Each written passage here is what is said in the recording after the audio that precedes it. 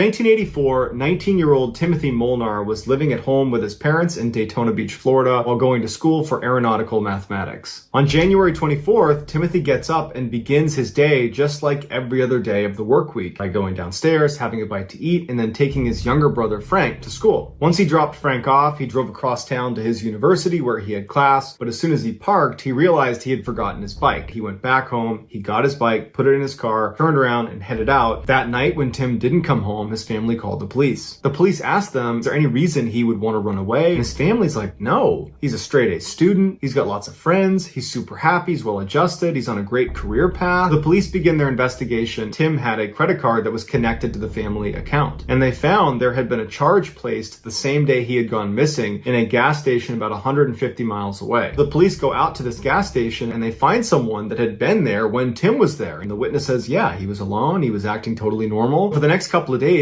nothing really happened. There were no leads to operate on, and Tim wasn't getting in touch with them, so they just waited. But a week after Tim has gone missing, Tim's family receives a letter from an auto impound company in Atlanta, Georgia. There is a car that's sitting in our lot that is registered to your house. So the family goes to Atlanta, Georgia to inspect the car, and they walk up to it and there's nothing suspicious about it. But what they would find inside the car were Tim's credit cards, his wallet, his license, and other items suggesting that perhaps Tim is trying to ditch his old identity and start a new one. Tim's family stayed in Atlanta for a couple of days. After a couple of days, it was clear that they weren't doing any good sitting there, so they went back to Florida, and they never ever heard about him again. It was like he just vanished. A decade after Tim went missing, the TV show Unsolved Mysteries aired a segment about Timothy and his disappearance in hopes that the viewers would be able to give them some information about the case. And sure enough, a man named Stephen Cull, who was living in Wisconsin, called into the show and said, without a doubt, I know where Timothy is. 10 years earlier, he was walking around this forested area in Wisconsin when he came to a clearing in the middle of this forest, and he saw this lump in the middle of the ground, and he looked down and he realized it was this huge block of ice. Inside is the dead body of a young man. Cull would immediately call the police, who would show up, they would get the body out of the ice, but there was no identifying information on him, and he was very badly decomposed at this point, and so they had no way to identify him. When the TV show Unsolved Mysteries put a picture of Tim up on the screen saying, if you've seen this guy, let us know, Steven's like, oh my gosh, I recognize those clothes. The police go to Wisconsin, they dig up the body that was inside of the ice, they do a DNA test, and sure enough, it's Tim Molnar. However, they weren't able to determine a cause of death. To this day, we have no idea how or why Tim wound up 1,200 miles away, frozen inside of a block of ice.